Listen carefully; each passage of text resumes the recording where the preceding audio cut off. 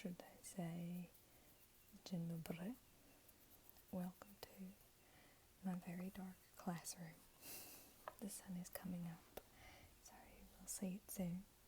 We'll be in the light, but we will get started on another.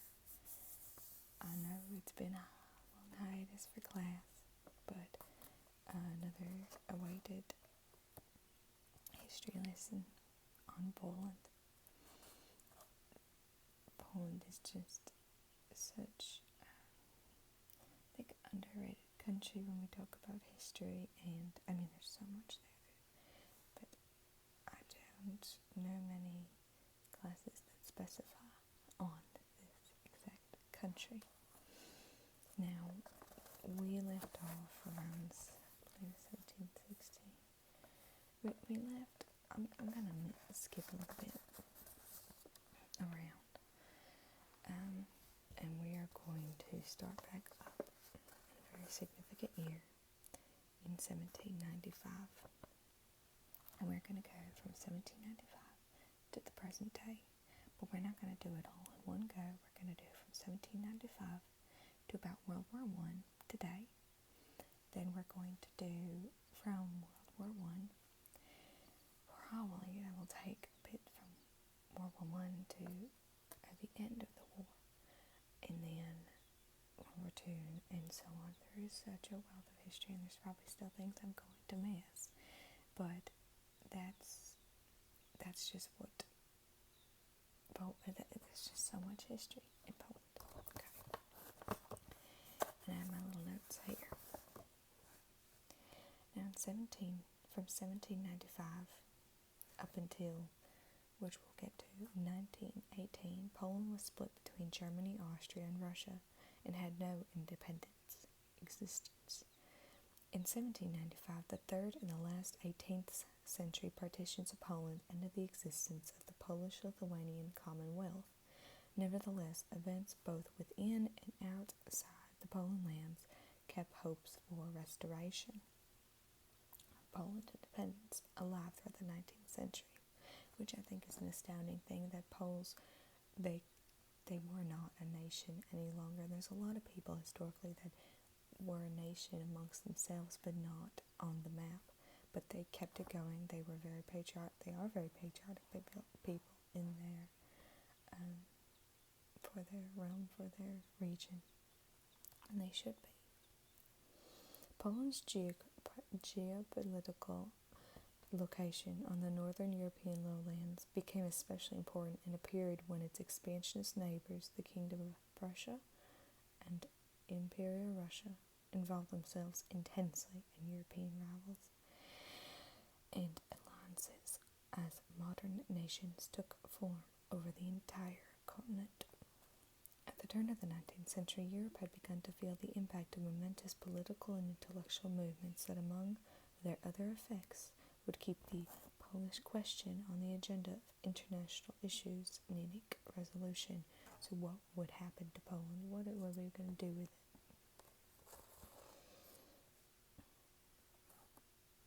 Most immediately, Napoleon Bonaparte had established a new empire in France in 1804, following that country, France's revolution.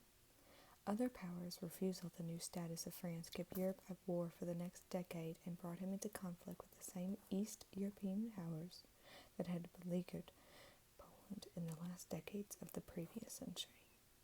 An alliance of convenience was the natural result of this situation. Volunteer Polish legions attached themselves to Bonaparte's armies, hoping that in return the emperor would allow an independent Poland to reappear out of their conquest, which is something that we'll see trending and happen again, even in World War II. Very valid. These Polish soldiers, Polish Air Force, Polish military, with so much valor and pride, serving for an alliance in hope that it will help and save their country, Poland. Although Napoleon promised more than he ever intended to deliver to the Polish cause, in 1807 he created a Duchy of Warsaw from Prussian territory that had been part of Old Poland and was still inhabited by the Poles. Basically, a French puppet, the duchy did enjoy some degree of self-government, and many Poles delivered that further Napoleonic victories would bring restoration for the entire Commonwealth. In 1807, under Józef Poniatowski, the nephew of Stanislaw II August, the duchy reclaimed some of the territories taken by Austria in the Third Partition. The Russian army occupied the duchy as it chased Napoleon out of Russia in 1813. However, the Polish expectations ended with the final defeat of Napoleon at Waterloo in 1815. In the subsequent peace settlement of the Congress of Vienna, the victorious Austrians and Prussians swept away the Duchy of Warsaw and reconfirmed most of the terms of the final partition of Poland. Just guess a shorter. Let's take all the time. Although brief, the Napoleonic period occupies an important place in Polish history. Much of the legend and symbolism of modern Polish patriotism derives from this very period, including the conviction that Polish independence is a necessary element of a just and legitimate European order. This conviction was simply expressed in a fighting slogan at the time: "For your freedom and ours." Moreover, the appearance of the Duchy of Warsaw soon after the partitions proved that the seemingly final historical death sentence, delivered in 1795, was not necessarily the end of the Polish national state, which is a very good point. They will come back, but there is a long period that they are not a nation, technically, but this showed that they were willing to fight. They are not going to lie down and take it. Instead, many observers came to believe that favorable circumstances would free Poland from foreign domination. The intellectual and artistic climate of the early 19th century further stimulated the growth of Polish demands for self-government. During these decades, modern nationalism took shape and rapidly developed a massive following throughout the continent, becoming the most dynamic and appealing political doctrine of its time. By stressing the value and dignity of native cultures and languages, nationalism offered a rationale for ethnic loyalty, and Romanticism was the artistic element of the 19th century European culture that exerted the strongest influence on the Polish national consciousness. The Romantic movement was a natural partner of political nationalism, for it echoed the nationalist sympathy for folk cultures and manifested a general air of disdain for the conservative political order of the post-Napoleonic Europe. Under this influence, Polish literature flourished anew in the works of a school of 18th century Romantic poets, such as were really led by Adam Mickiewicz. Mickiewicz concentrated on patriotic themes and the glorious national past. Frédéric Chopin, a leading composer of the century, also used the tragic history of his nation as a major inspiration, and I believe a lot of people have heard of Chopin. He is Polish. Nurtured by these influences, nationalism awoke first among the intelligentsia and certain segments of the nobility, then more gradually into the peasantry of the people. At the end of the process, a broader definition of nationalism and nationhood had replaced the old class-based of noble patriotism of Poland. Now we're getting into the era of national insurrections, and we're going to kind of get into various movements against the Congress of Poland, and get into uprisings, which were a big thing.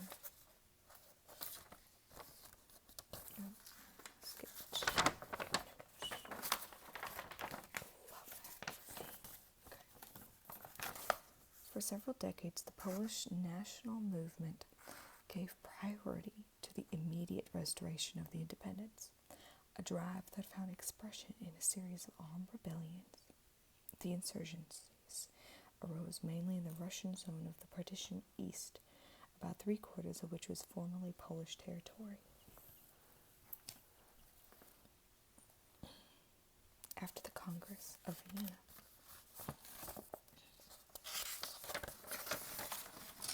that's not the end of my sentence. I'm sorry. The Polish of Vienna, Russia had organized its Polish lands as the Congress of Poland, granting its quite liberal constitution, its own army, and limited autonomy within the Tsarist Empire, which Tsar is the king of Russia. In the 1820s, however, Russian rule grew more arbitrary and secret societies were formed by intellectuals in several cities to plot such an insurrection, to kind of get a revolt, to restart, to come back. In November 1830, Polish troops in Warsaw, rose in revolt. When the government of Congress Poland proclaimed solidarity, which will come back again and again will come back in the 1980s as well, solidarity movements. With the rebel forces shortly thereafter, a new Polish-Russian war began.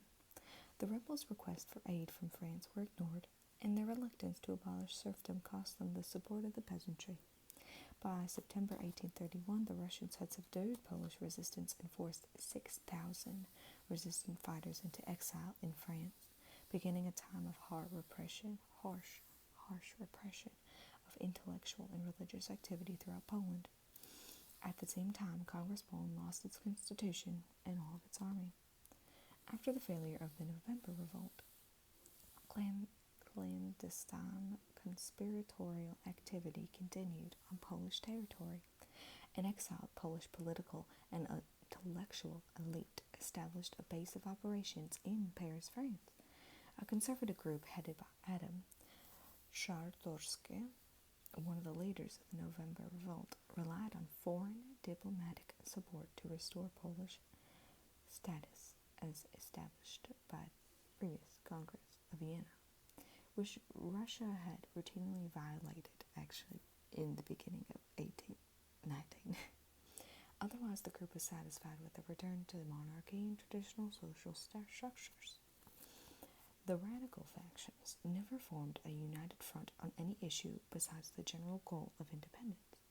Their programs insisted that the Poles liberate themselves by their own efforts and linked independence with republicanism and emancipation of the serfs.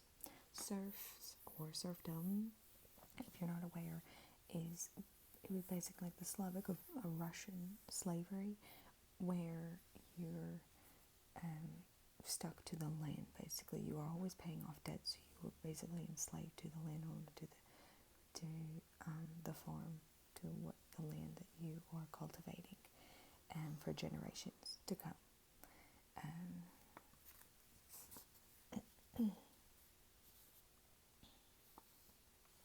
Handicapped by internal division, limited sources, heavy surveillance, and the prosecution of revolutionary cells in Poland, the Polish national movement suffered numerous losses.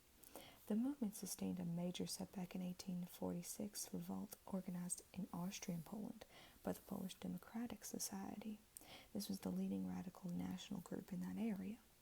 The uprising ended in a bloody fiasco when the peasantry took up arms against the rebel leadership dominated by nobility and gentry, which was regarded as potentially a worse oppressor than even the Austrians were.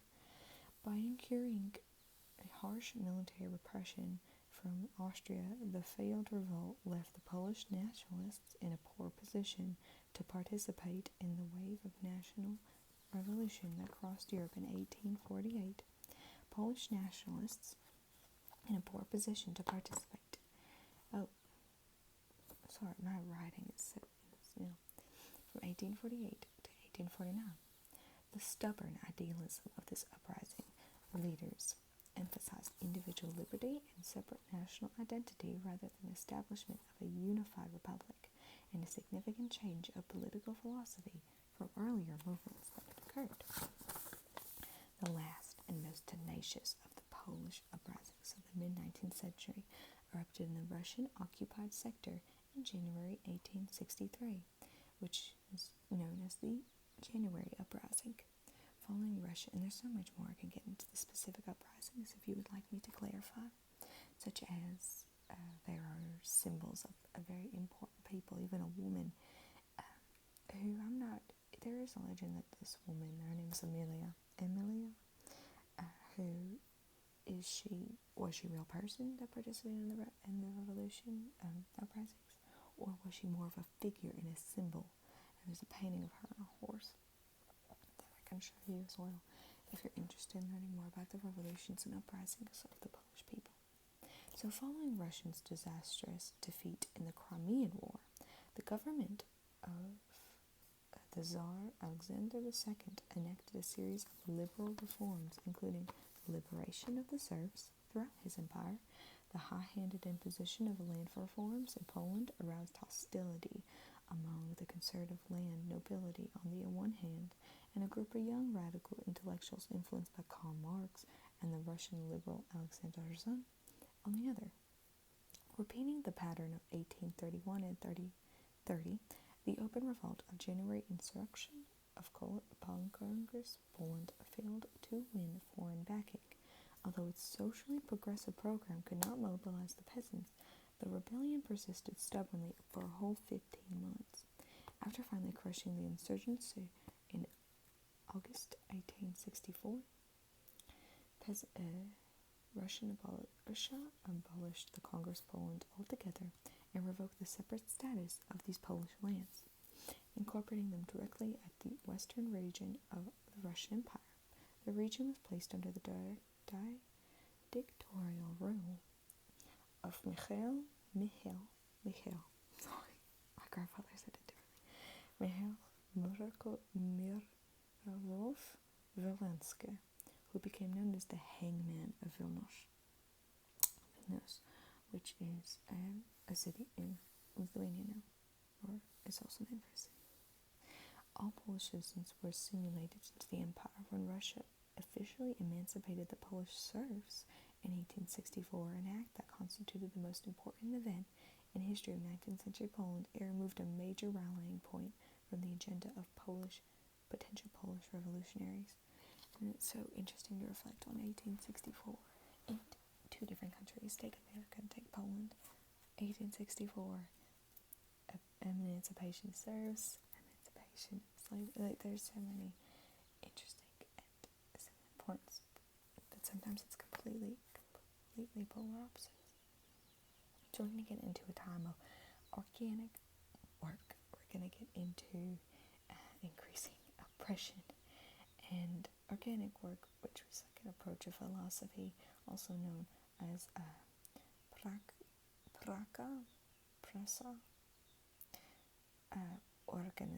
organitsa. Okay. Increasing oppression at the Russian hands after failed national uprisings finally convinced Polish leaders that the recent insurrection was premature. During the decades that followed the January insurrection, or the uprising, Poles largely forsook the goal of immediately independent and turning instead to fortifying the nation through more subtle means of education. That's just clever. So it's very clever. And economic development and modernization, all to help unify the people. This approach was called prasa organitsa, or organic work, for its philosophy of strengthening Polish society at the grassroots, involved by positivity.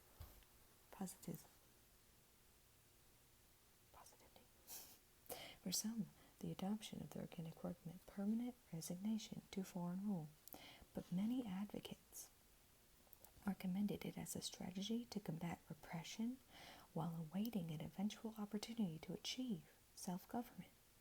Neither as colorful as the rebellions nor as loftily enshrined in national memory, the quotation methods of organic work proved someone's going to tell me prasa. It's wrong. Praka. I'm going to say praka. But the C sometimes like it. Pragargalitsa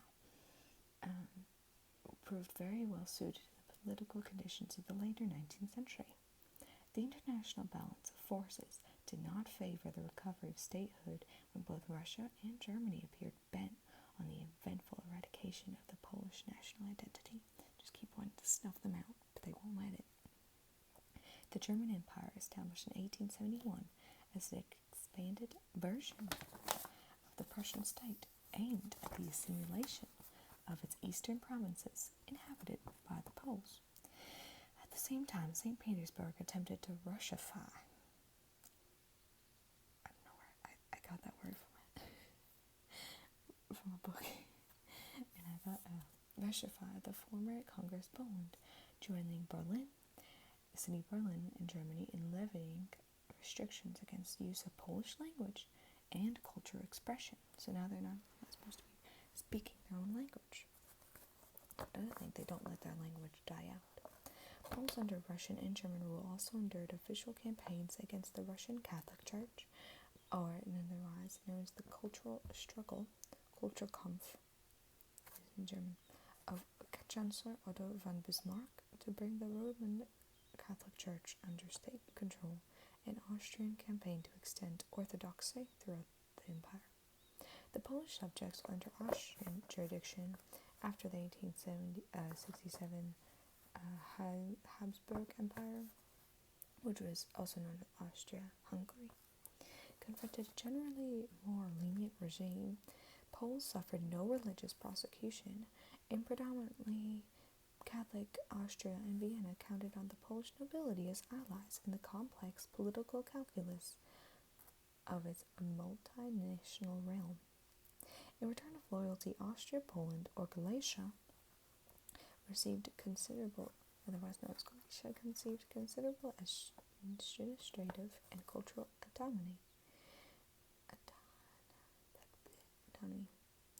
The Galician Provisional Sejm acted as a semi-autonomous parliamentary body, and the Poles represented the region in the empire government in Vienna. In the late 19th century, the universities Kraków and Lwów became the centers of Polish intellectual activity, and Kraków became the center of Polish art and thought.